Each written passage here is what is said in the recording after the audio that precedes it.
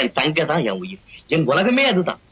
அது சிரிச்சாதான் நானும் சிரிப்பேன், அது அழுதா ஐயோ என்னால தாங்கவே முடியாது. நான் கண்ணை திறந்திருக்கும் போதெல்லாம் அது என் முன்னாலே நிக்கணும். கண்ணை மூடி இருந்தேன்னா என் கனவுல கூட கலகலன்னு சிரிச்சு விளையாடும்.